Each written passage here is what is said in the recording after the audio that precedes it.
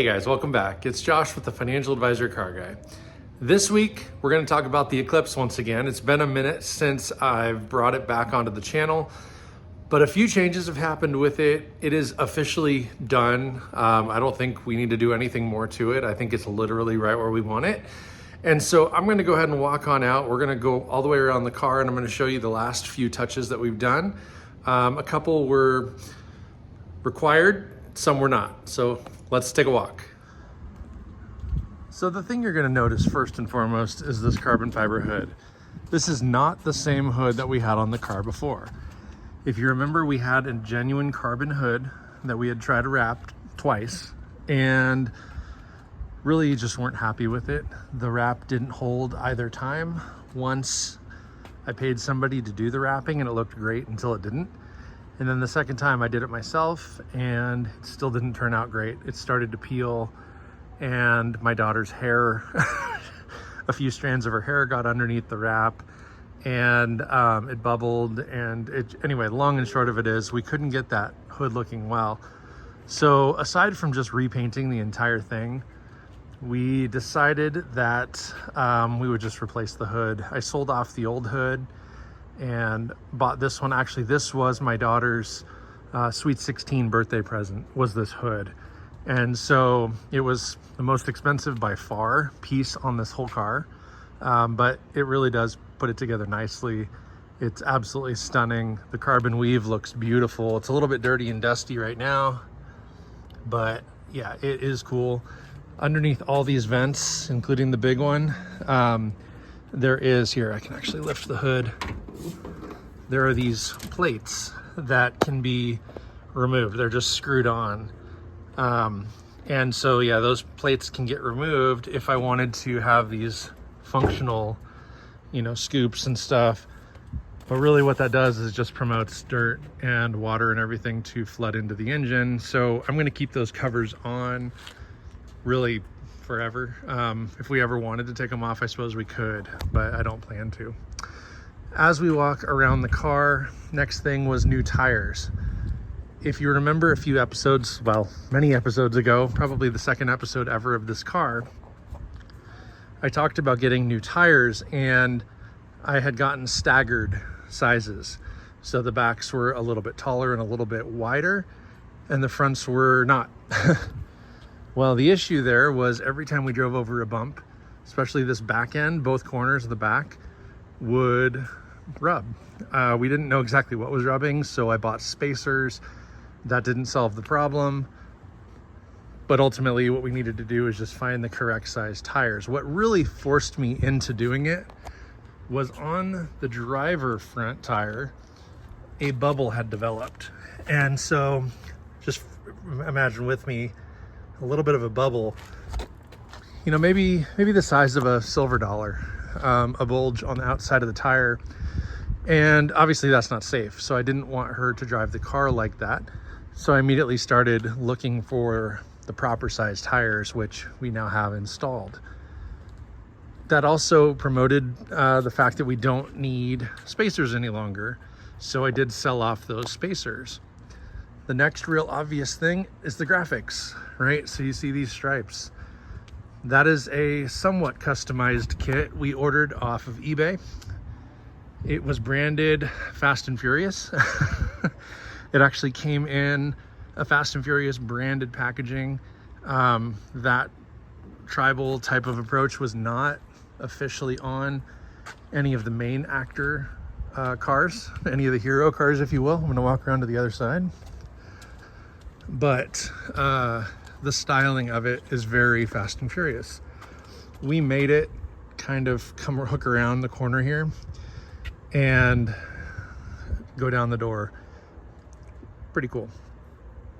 The next thing, the wing. Now you can see it's kind of a matte black. It was not. When we bought this wing, this was black. The ends were black. I guess the whole thing was black. And obviously I had painted these caps purple on both sides to match the purple paint. We had wrapped this, again, this is dirty, so don't pay too much attention to the dust and dirt. But we had wrapped it with the carbon fiber wrap. And yet didn't ever take the same way the hood did. They just wanted to peel. So we peeled everything off, sanded it down lightly, and then just gave it a fresh coat of black paint. And so now that thing looks okay. Next, you're gonna notice, hey, we can see right through the windows. Okay, so we removed the tint on the side windows, both sides, driver and passenger, and then remove the tint from the back window. We are going to eventually get the entire car professionally tinted, but I kind of like it like the way it is, especially with all the work we've done to the interior. I think it just makes so much more sense for people to be able to see the nice two-tone interior. We were actually at a car show not all that long ago, and Emma put her car in the show. It didn't sit next to my Mustang or anything, but funny enough, she won. She actually was the Kids' Choice Award winner, and what's cool about that is the fact that my Mustang also won. So we tied that award, and we both received little trophies for it.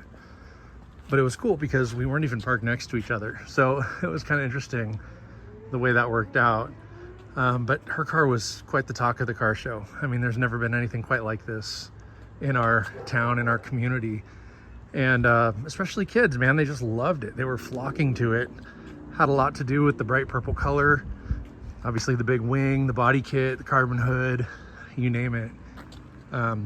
It was getting looks. And for the show, she actually had both of her windows down so people could very comfortably look inside and see the interior and how beautiful it turned out. So very cool there. The only other real thing we did was when we bought the car. I'm gonna sit down here. When we bought the car, these mirror controls on both the driver's side and the passenger side, here we go, were missing. This one does have a little crack in it. Oh, that's dirty, gross. But you can see the crack in it. These were actually all 3D printed pieces, and this little wand was just kind of loosely flopping around. And so when I was getting these stripes and everything on, and I was trying to clean the interior a little bit better and whatnot, I did get those back out and install them because they needed to be put in, and really kind of finished the interior, made it look a little bit more complete, because again, having that piece missing was kind of goofy looking. Okay, the only other real thing is a new battery. So hang tight here. So I did get a new battery for the car, and gosh, I think this is the third battery we've had for this stupid car. Really what it came down to was the negative terminal. It doesn't grip, it doesn't stay on.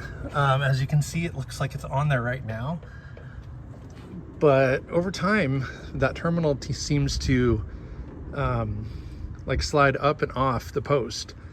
So that's truly the only thing that I need to do, is get the put a new negative terminal, like a battery terminal piece, on the negative ground wire, and I think that's going to solve my electrical problems.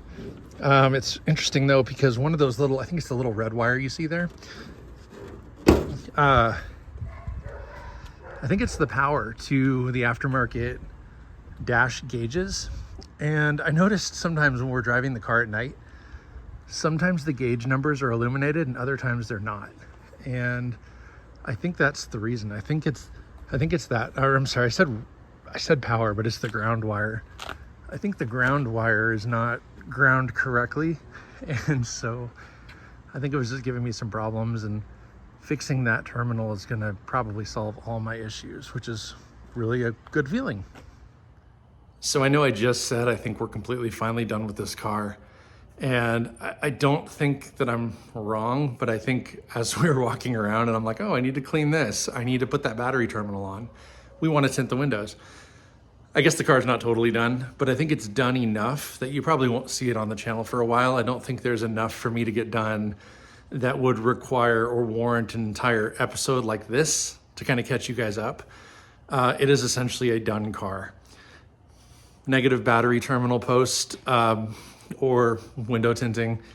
That's it. Yeah. The car is running, driving beautifully. I could hop in it right now and drive it anywhere and would be confident that it would get there. It's running reliably, it's running efficiently, and I think it looks pretty darn nice. So I'm very pleased with it. I don't know, what do you guys think? Is there anything that I'm missing or anything more that I should do? Let me know in the comments. In the meantime, make sure you like, subscribe, hit that notification bell. Most importantly, remember, may every investment you make be a good one. Till next time.